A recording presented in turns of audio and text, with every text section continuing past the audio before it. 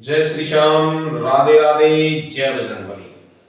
तो आज आपको हम लेके चलते हैं सब्जेक्ट वर्ब एग्रीमेंट का part third.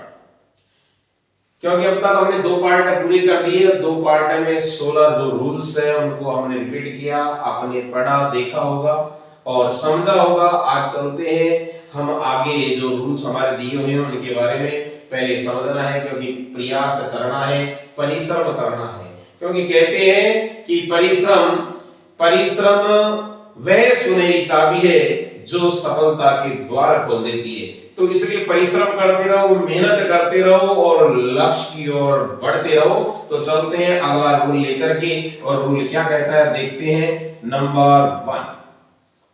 Number one rule कहता है इसके बावजूद कि दो सब्जेक्ट दिए हुए हो, दो सब्जेक्ट दिए हुए हो, ये दोनों सब्जेक्ट दे दिए, और दो सब्जेक्ट के बीच में कोई प्रीपोजिशन दिया हुआ हो। क्या दिया हुआ हो? प्रीपोजिशन। ध्यान से समझना है। यदि किसी सेंटेंस में दो सब्जेक्ट दिए हुए हो, दोनों सब्जेक्ट दे रखे हैं, और दो सब्जेक्ट के बीच यदि कोई प्रीपोजिशन दिया हुआ हो, तो इसमें प्रथम सब्जेक्ट के अनुसार, प्रीपोजिशन से पहले वाले सब्जेक्ट के अनुसार, अर्थात प्रीपोजिशन से पहले वाले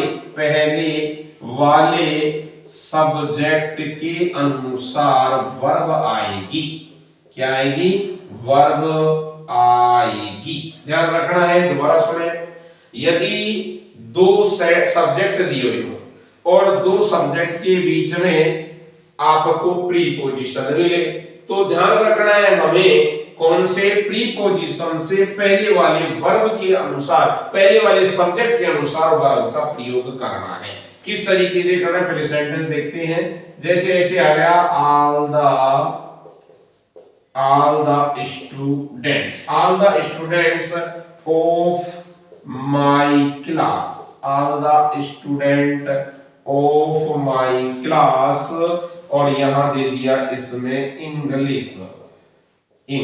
अब यहां दे रखा है LEARN और दूसरा दे रखा है LEARNS।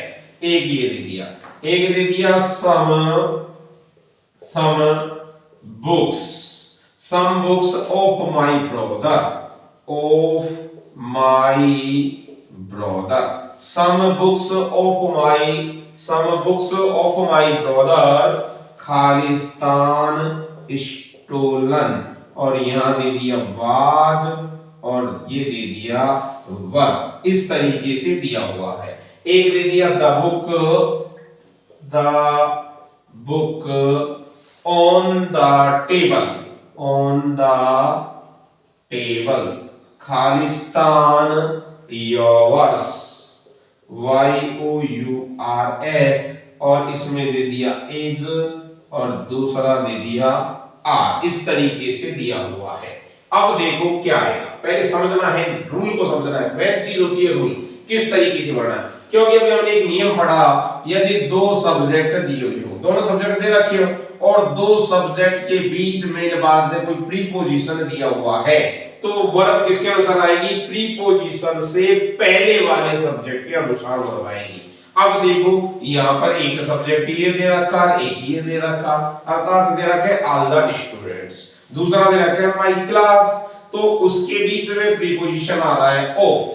तो आपको किसके अनुसार? ये नियम कहता है प्रीपोजिशन से पहले वाले सब्जेक्ट के अनुसार। तो यहाँ ऑल द स्टूडेंट्स है, प्लूरल सब्जेक्ट बन रहा है, इसलिए इसके अनुसार वर्ब आएगी। तो यहाँ लर्न्स, ये तो सिंगुलर हो गई, और प्लूरल है तो यहाँ पर आएगा LEARN, लर्न होगा। दूसरा नियम, दूसरा जो सेंटेंस उसमें भी देखते हैं, some books, और यहाँ my brother बीच में फिर ऑफ दे दिया, यहाँ पर कोई प्लूरल सब्जेक्ट बुक्स, इसलिए इसमें आएगा वर्ब। क्या आएगा? वर्ब। ठीक है। और तीसरा देखो, फिर यहाँ पर प्रीपोजिशन दे दिया, प्रीपोजिशन से पहले केवल बुक है, इसलिए सिंगुलर सब्जेक्ट, तो इसमें क्या आएगा, इज आएगा।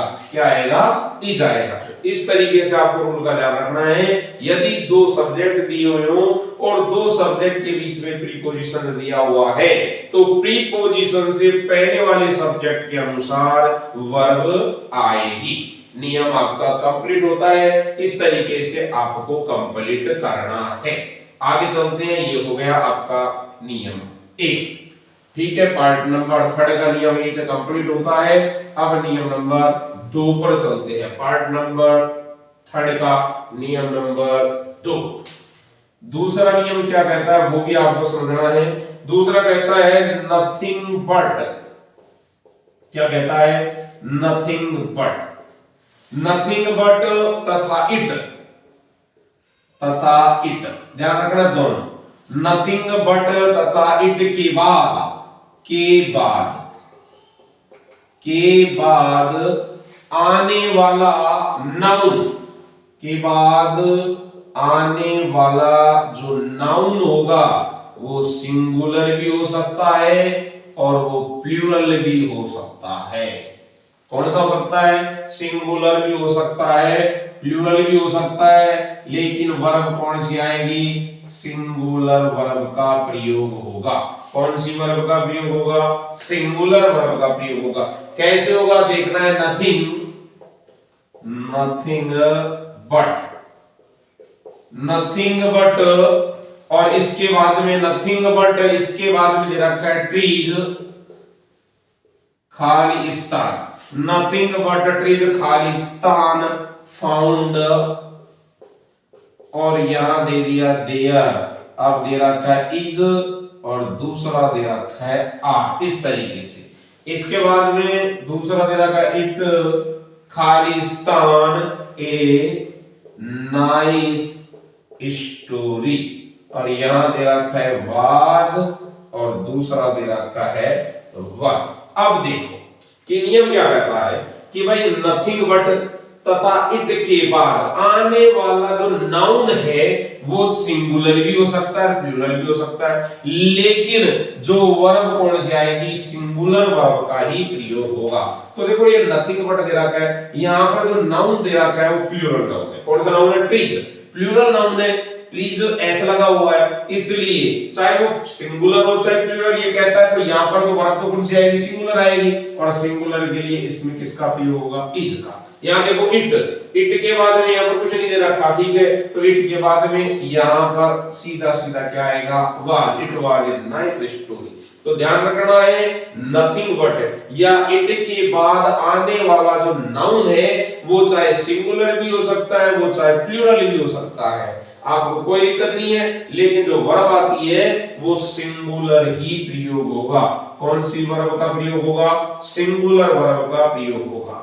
नेक्स्ट नियम, a number of, a number of, a number of के साथ हमेशा कौन सी वर्ब आएगी, प्लूरल वर्ब आएगी। कौन सी वर्ब आएगी, प्लूरल वर्ब आएगी। लेकिन द नंबर ऑफ, ये भी ध्यान रखना है, द नंबर ऑफ, इसके बाद में कौन सी वर्ब आएगी, सिंगुलर वर्ब आएगी, वर्ब आएगी। द नंबर ऑफ और या ए नंबर ऑफ कैसे आएगी थोड़ा समझते हैं। A number of, a number of books, books खाली स्थान स्टोलन, स्टोलन, और यहां दे दिया वाज और इधर को दे दिया वर।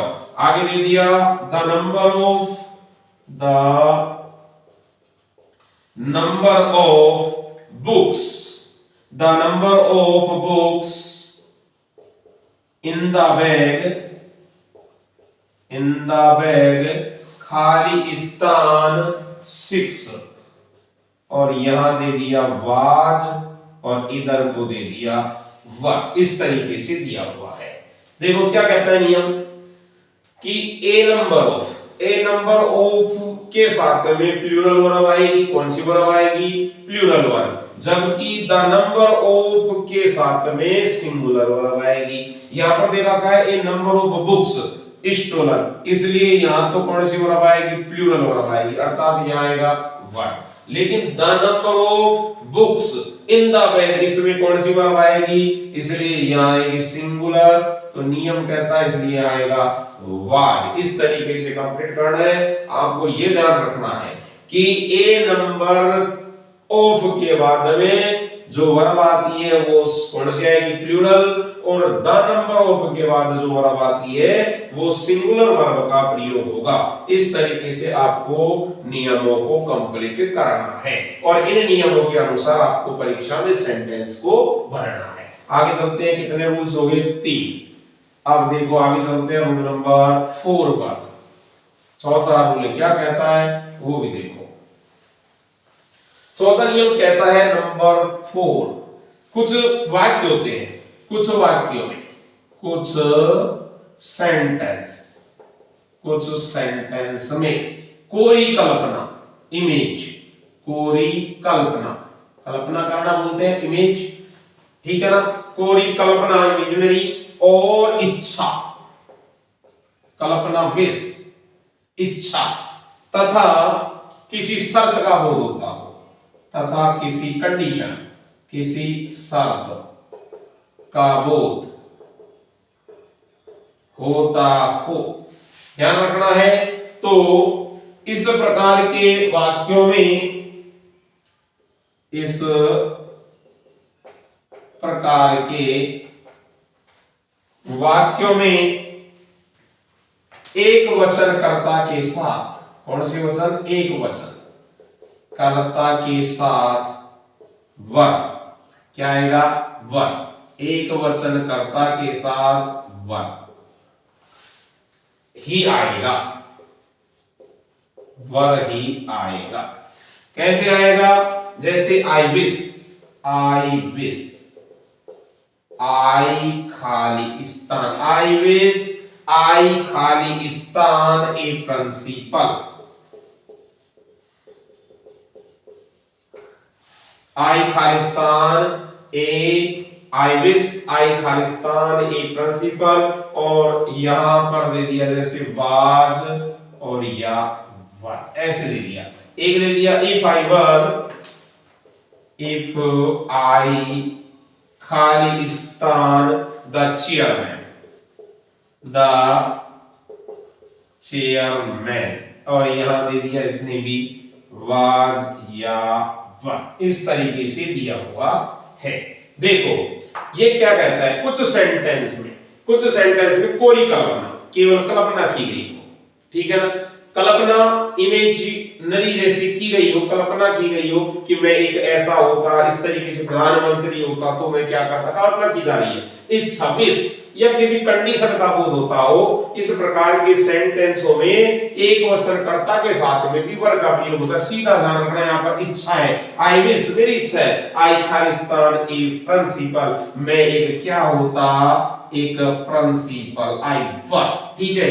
If I Khalistan the chairman, इसलिए इसमें भी क्या आएगा, वर्ब का प्रयोग होगा। तो ध्यान रखना है, किसी भी कोई भी सेंटेंस में अगर कोई कोरी कल्पना की जाती हो, इच्छा या किसी शब्द का बोध होता हो, तो वहां पर सिंगुलर कर्ता के साथ में भी वर्ब का ही प्रयोग होगा। अब नियम नंबर 5वां देखो, 5वां भी क्या कहता है, a number of, a number of, a number of, a lot of, a lot of, a great deal of, a great deal of, और plenty of, plenty of, और both of, both of, और इसके अलावा several, several के बाद इनके बाद में प्लूरल नाउन आता है। क्या आता है, प्लूरल नाउन, प्लूरल नाउन आता है, ठीक है। तो वर्ब भी इनके साथ में कौन सी होगी, प्लूरल वर्ब का ही प्रयोग होगा। कौन सी वर्ब आएगी, प्लूरल वर्ब का ही प्रयोग होगा। कैसे होगा सेंटेंस में देखते हैं, देखो जैसे दे दिया ए लॉट ऑफ ऑरेंज, ORANGES,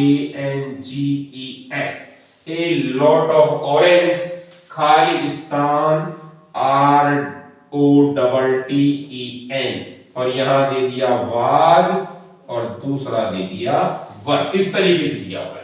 और एक दे दिया पेनल्टी ऑफ एप्पल्स, APPLES, खाली स्थान lying there, और इसमें भी दे दिया इज या आर, ऐसे दे दिया। अब थोड़ा सा समझना है, देखो ये क्या कहता है, a number of, a lot of, a great deal of, plenty of, both of, several के बाद प्लूरल नाउन आता है, तो इनके साथ में वर्ब भी प्लूरल ही आएगी। देख से जैसे दिया ए लॉट ऑफ ऑरेंज, ठीक है, ए लॉट ऑफ के बाद में प्लूरल नाउन है, इसलिए वर्ब भी क्या आएगी, प्लूरल, इसलिए यहां पर आएगा वर्ब, ठीक है। पेलेंटी ऑफ, इसके बाद में पास प्लूरल है, इसलिए यहां पर भी क्या आएगा, आर आएगा, क्या आएगा, आर। इस तरीके से आपको नियम का ध्यान रखना है, ये नियम था 5, तो ध्यान रखना है आपको और प्रयासरत रहना है। अब आगे चलते हैं रूल नंबर 6 की ओर। छठा नियम क्या कहता है वो भी हमें देखना है अभी। छठा नियम क्या बोलता है, देखो थोड़ा सा। छठा नियम कहता है a pair of, a couple of,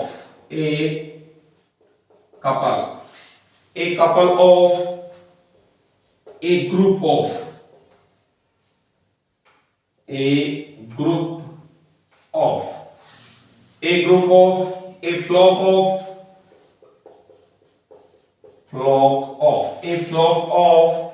a bunch of, a fleet of,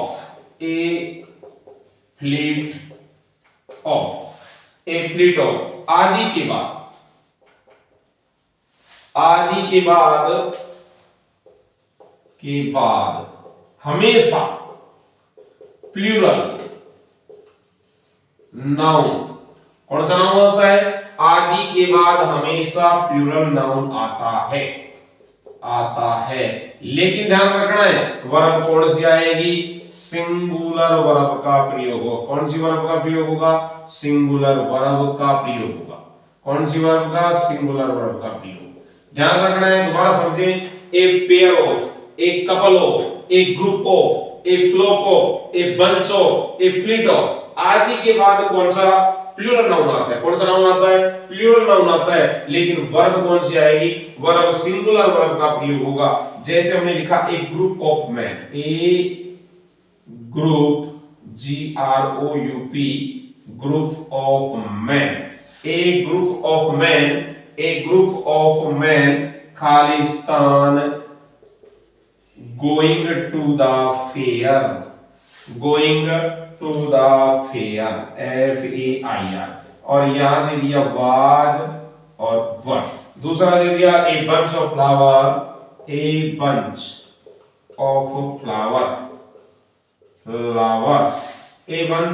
flowers, खाली स्थान, आगे दे दिया गिवन टू हिम, और इसमें दे दिया वाज और वर। अब देखो किसका प्रयोग हो, किस तरीके से होगा, ए ग्रुप ऑफ खालिस्तान, ए ग्रुप ऑफ मैन खालिस्तान गोइंग टू द फेयर। नियम क्या कहता है, a pair of, a couple of, a group of, a flock of. A group of इसमें आ रहा है और इसके बाद में प्लूरल मेन, MEN, ये प्लूरल हो रहा है, इसलिए इसमें कौन सा सिंगुलर वर्ब का प्रयोग होगा, तो यहां पर होगा वाज का प्रयोग, अर्थात राइट। दूसरा ए बंच ऑफ, एक गुच्छा ऑफ फ्लावर्स है, फूलों का। अब देखो इसमें भी किसका प्रयोग है, प्लूरल आ रहा है, लेकिन ये बंच ऑफ का प्रयोग, इसलिए इसमें भी किसका प्रयोग होगा, वाज का। तो यहां पर क्या आएगा, वाज आएगा। ये नियम नंबर 6 था। अब 7 क्या है वो भी समझे। अंग्रेजी में कुछ ऐसे फ्रेज होते हैं, वाक्यांश जो बोलते हैं, फ्रेज, FRASES, ठीक है। अंग्रेजी में कुछ ऐसे फ्रेज होते हैं, अर्थात जिनको हम वाक्यांश बोलते हैं, के बीच एंड होने पर भी, के बीच एंड आता है, एंड होते हुए भी सिंगुलर वर्ब आती है। कौन सी वर्ब अभी होता है? सिंगुलर वर्ब आती है या उसका प्रयोग होता है। कैसे होता है? हमने कहा slow and steady, slow and steady, और आगे दे दिया रेस, द रेस, और यहां दे दिया विन या विंस, इस तरीके से दिया हुआ। अब देखो ये फ्रेज है स्लो एंड स्टेडी, धीरे और दृढ़ता के साथ में रेस को जीता जा सकता है भाई, इसलिए यहां पर क्या होगा? विंस होगा। फ्रेज वाक्यांश के रूप में है क्योंकि यहां पर एंड और दिया हुआ है, लेकिन ध्यान रखना क्या है कि कुछ ऐसे फ्रेज होते हैं जिनमें एंड होते हुए भी वहां पर कौन सी का प्रयोग होता है? सिंगुलर वर्ब का प्रयोग होता है। जैसे टाइम एंड टाइड, समय और ज्वार भाटा, टाइम एंड टाइड खालिस्तान, टाइम एंड टाइड खालिस्तान फॉर नन, ऐसा दिया हुआ है। अब यहां पर दे दिया वेट या वेट्स, वेट या वेट्स, ठीक है। अब क्या आएगा? अब उसी तरीके से ध्यान रखना है, इस समय दिया हुआ उसी तरीके से यहां पर आएगा वेट्स, समय और ज्वार भाटा किसी का इंतजार नहीं करते हैं। तो ये कितने रूल हो गए? 7। किस तरीके से? अब देखिएगा इसके बाद में नेक्स्ट एंड फाइनल 8वां भी, उसके बाद में आपका ये कंप्लीट होगा। 8वां नियम क्या कहता है देखते हैं थोड़ा सा। 8वां नियम कहता है more than, MORETHAN, more than के बाद, मोर देन के बाद इसके बाद मोर देन दिया हुआ हो और मोर देन के बाद में सिंगुलर नाम, सिंगुलर नाउन, मोर देन के बाद में सिंगुलर नाउन हो तो भी सिंगुलर वर्ब का प्रयोग होगा। किसका होगा? सिंगुलर वर्ब का प्रयोग होगा। मोर देन के बाद अगर सिंगुलर नाउन दिया हुआ है, कौन सा नाउन दिया हुआ है? सिंगुलर नाउन, अर्थात सिंगुलर सब्जेक्ट दिया हुआ है तो सिंगुलर वर्ब का प्रयोग होगा। और अगर मान लो इसके बाद में प्लूरल नाउन दिया हुआ है, मोर देन के बाद कौन सा नाउन दिया हुआ है? प्लूरल नाउन, अर्थात प्लूरल नाउन दिया हुआ है तो प्लूरल वर्ब का ही प्रयोग होगा, प्लूरल वर्ब का प्रयोग होगा, प्लूरल वर्ब का प्रयोग होगा। कौन सी वर्ब का प्रयोग होगा? प्लूरल वर्ब का प्रयोग होगा। किस तरीके से होगा? मोर देन, इस तरीके से मोर देन, और उसके बाद में दिया हुआ है one boy, more than one boy, और इसके बाद में दिया हुआ है फाउंड, GUILTY, और यहां पर दिया हुआ है वाज और वन, और इसके बाद में दिया हुआ है मोर देन 100,